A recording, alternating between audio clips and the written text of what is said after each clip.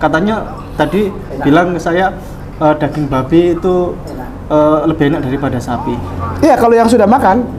Oh. Iya, tapi apakah kalau kita sudah tahu itu berlawanan dengan kehendak Allah, dilarang, terus kita cinta Allah apa cinta daging babi, gitu aja, gampang aja.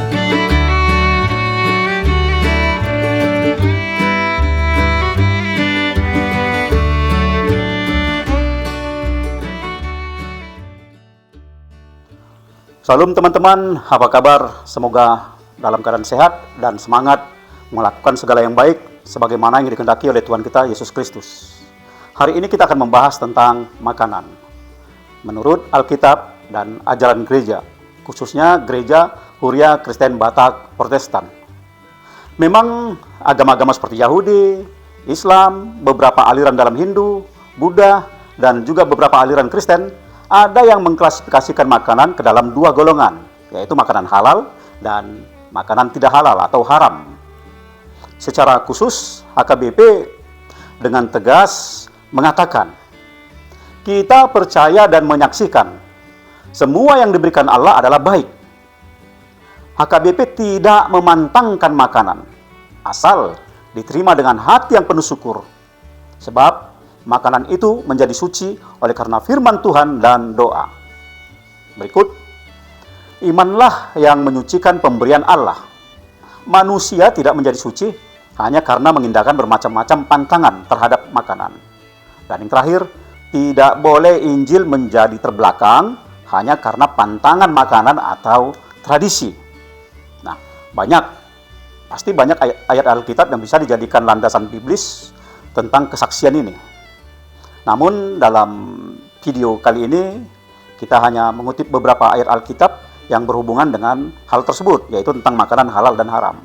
Mudah-mudahan di video berikutnya kita bisa membahas lebih lanjut atau lebih dalam tentang makanan ini sebagaimana tertulis di Imamat 11 dan Ulangan 14, terutama tentang jenis-jenis binatang yang halal dan yang haram. Nah, mari kita mulai dengan apa yang tertulis dalam kitab Kejadian 1 ayat 31. Dikatakan demikian. Maka Allah melihat segala yang dijadikannya itu sungguh amat baik. Nah, Allah memberikan hak istimewa bagi manusia untuk mengatur, menata, merawat, dan memanfaatkan segala isi bumi ini, termasuk hewan dan tumbuhan, demi kebaikan hidup semua makhluk, khususnya manusia. Tidak ada persoalan hewan halal dan haram dalam konteks ini. Justru ironisnya, satu-satunya larangan atau pantangan yang diingatkan Tuhan kepada Adam dan Hawa pada saat itu adalah jangan memakan pohon pengetahuan yang baik dan yang jahat. Bisa kita baca di kitab Kejadian 2 ayat 17. Lalu bagaimana tentang halal dan haram? Hewan yang halal dan hewan yang haram. Nah, tentang ini baru pertama sekali muncul dalam kitab Kejadian 7 ayat 2. Dikatakan setelah Tuhan memerintahkan Nuh agar memasukkan keluarganya ke dalam perahu, lalu Tuhan menyuruh dia memasukkan 7 pasang, yang jantan, yang betina, dari setiap binatang yang tidak haram. Sedangkan untuk binatang yang haram atau yang tidak halal, itu hanya 1 pasang dari setiap jenisnya. Sekilas kita sulit memahami mengapa bisa setelah 10 generasi manusia ada di bumi ini, dari Adam hingga ke Nuh, tiba-tiba muncul perintah tentang binatang yang halal dan yang haram. Dan juga masih tidak disebutkan pada saat itu jenis-jenis binatang yang halal dan yang haram. Untuk memahaminya, maka kita harus mundur kembali melihat apa yang tertulis dalam Kejadian 4 ayat 4. Dikatakan demikian. Habel juga mempersembahkan korban persembahan dari anak sulung kambing dombanya, yakni lemak-lemaknya. Sekali lagi tanda kutip, lemak-lemaknya. Maka Tuhan mengindahkan korban persembahannya itu.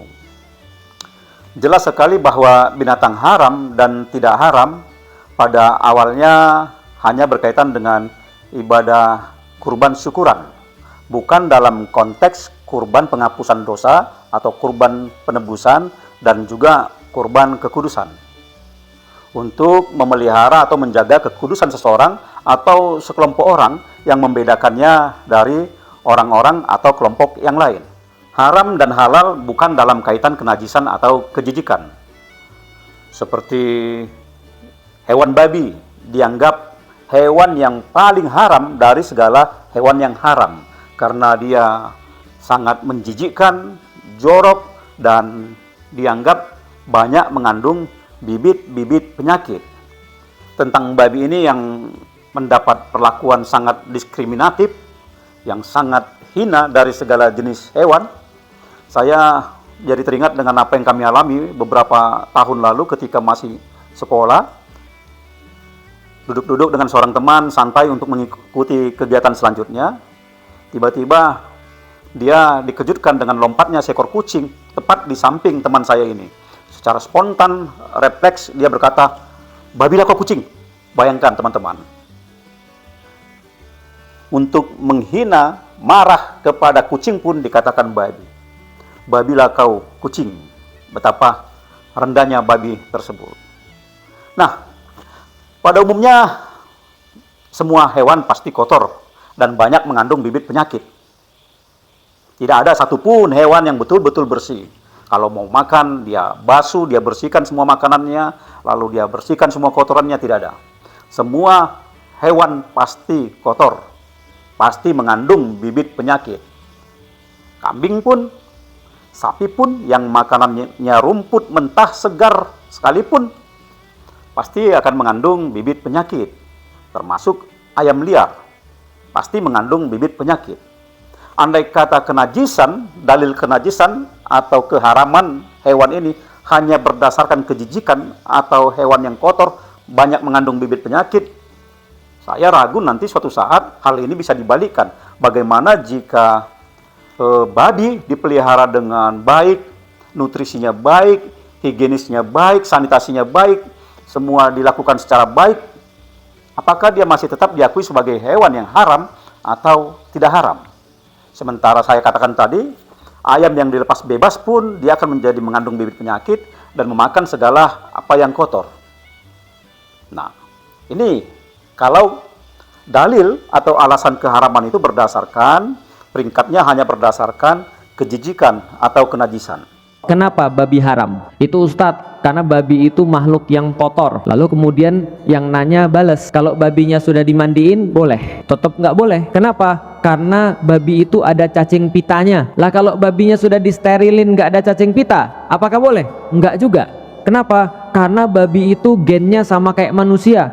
Lah kalau gennya diubah emang boleh? Enggak juga. Kita kembali ke apa yang dikatakan di dalam Alkitab.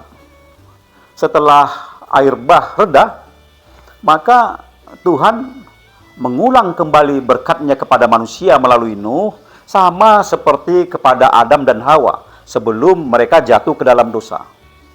Dikatakan di Kejadian 9 ayat 1.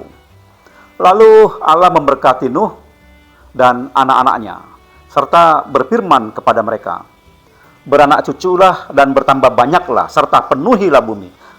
Akan takut dan akan gentar kepadamu segala binatang di bumi dan segala burung di udara, segala yang bergerak di muka bumi dan segala ikan di laut. Ke dalam tanganmu lah semuanya itu diserahkan." Berikut di ayat 3. Kejadian 9 ayat 3. Segala yang bergerak, yang hidup akan menjadi makananmu. Aku telah memberikan semuanya itu kepadamu, seperti juga tumbuh-tumbuhan hijau. Sekali lagi, mari kita simak, kita dengar secara baik-baik apa yang telah diberikan Tuhan, berkat yang telah diulang Tuhan setelah Adam dan Hawa. Kejadian 9 ayat 3. Segala yang bergerak, yang hidup akan menjadi makananmu. Aku telah memberikan semuanya itu kepadamu, seperti juga tumbuh-tumbuhan hijau. Lalu dikunci di ayat 4-nya. Hanya daging yang masih ada nyawanya, yakni darahnya, janganlah kamu makan. Itu teman-teman. Berkat diulangi. Segala yang bergerak, segala yang hidup akan menjadi makananmu dalam hal hewan dan tumbuhan. Tidak ada pantangan halal dan haram. Namun pada perkembangan selanjutnya, kita melihat bagaimana Musa menghidupkan kembali aturan tentang makanan haram dan halal untuk kurban penebusan dosa dan demi menjaga kekudusan orang-orang Israel dari bangsa sekitarnya. Nah, dengan sangat sederhana, mereka pada saat itu menggolongkan hewan ini dalam penggolongan hewan di darat, di udara, dan di air.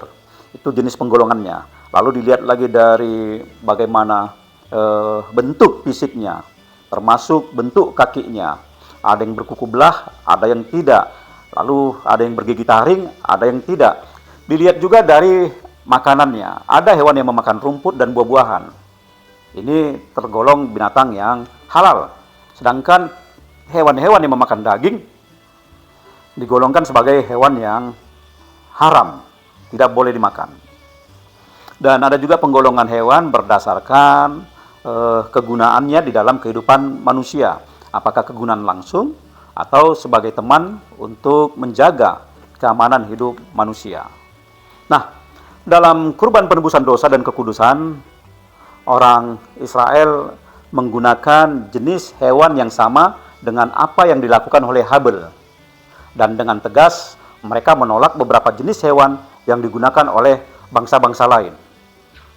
Pemahaman pada masa itu untuk memanggil dan menyenangkan hati Tuhan adalah melalui kurban bakaran yang harum, seperti isi perut hewan yang telah dibersihkan dan juga betisnya, dan terutama lemak-lemaknya.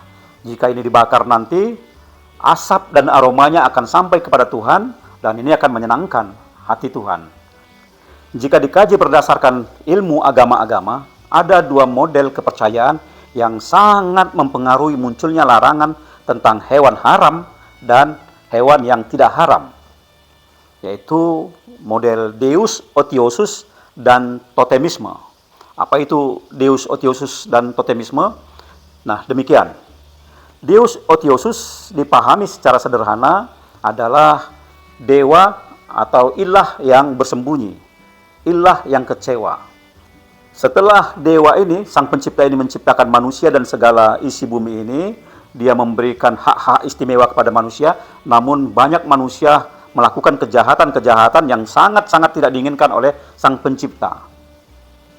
Namun, karena kasihnya kepada manusia ini, sang pencipta tadi pergi jauh. Biasanya ke tempat yang tinggi, bukit-bukit atau gunung yang tinggi, yang sulit untuk dihubungi oleh para manusia.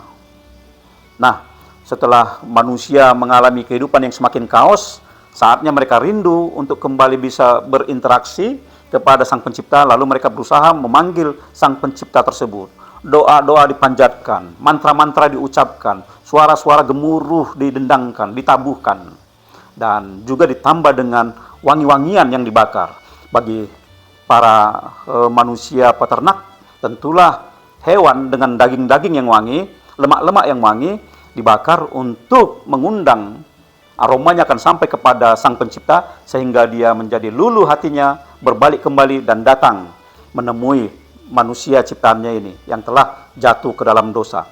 Itulah yang pertama yang sangat mempengaruhi kepercayaan tentang binatang halal atau tidak haram. Dan hal ini terlihat juga dalam Perjanjian Lama, masih sedikit mempengaruhi. Namun ada perbedaan-perbedaan yang sangat kontras. Ketika Adam dan Hawa jatuh ke dalam dosa, bukanlah Tuhan yang pergi meninggalkan mereka. Justru Tuhan meminta atau memerintahkan Adam dan Hawa yang pergi jauh meninggalkan Taman Eden. Meski demikian, Adam dan Hawa pergi jauh dari Taman Eden, Tuhan tetap menjaga dan melindungi mereka. Nah, itu versi Alkitab. Lalu tentang totem, ini kepercayaan yang juga sudah sangat tua, yaitu adanya relasi atau interaksi antara manusia dengan hewan tertentu yang dipandang sangat menakutkan atau sangat berguna, sangat membantu manusia dalam kehidupannya. Nah, hewan totem ini dipuja sekaligus ditakuti, di samping diberikan sesajennya, dipelihara dan sangat dihormati. Kedua hal tersebut, baik Deus Otiosus maupun totemisme, itu sangat mempengaruhi model keagamaan pada masa itu. Dan juga pengaruhnya pasti ada pada model-model keagamaan pada saat ini. Walaupun agama-agama sekarang sudah mengarahkannya ke arah yang lebih baik dan benar, hanya menyembah kepada Tuhan yang benar. Pada akhirnya, hukum tentang makanan ini menjadi momok yang sangat menakutkan bagi para pelanggarnya, sekaligus memunculkan kesombongan rohani bagi orang-orang yang berusaha mempertahankannya, terutama di tengah-tengah bangsa Yahudi yang mencoba begitu ketat untuk mempertahankan, bahkan melebih-lebihkan persoalan binatang yang haram dan halal, bukan hanya kepada hewan tersebut, termasuk apa yang disentuh atau siapapun yang menyentuh hewan itu akan menjadi haram. Polemik inilah yang menjadi alasan Yesus mengatakan dalam Matius 15 ayat 17 hingga ayat 18 demikian. Tidak tahukah kamu bahwa segala sesuatu yang masuk ke dalam mulut turun ke dalam perut lalu dibuang ke jamban. Tetapi apa yang keluar dari mulut berasal dari hati. Itulah yang menajiskan orang. Tidak sulit kita memahami ini. Yesus mengingatkan kita bahwa kesucian seseorang tidak dapat diukur dengan apa yang dimakan oleh orang tersebut. Apakah kita makan daging babi panggang sambal kecap seperti yang dikatakan oleh saudara kita Ustadz Abdul Somad? Pilihannya dua, mati atau makan babi. Nggak boleh pilih mati. Ada babi, ada mati. Sampean pilih mana? Aku pilih mati aja. Nah. Jangan. Pilih babi. Ambil tuh babi, colek-colek pakai kecap.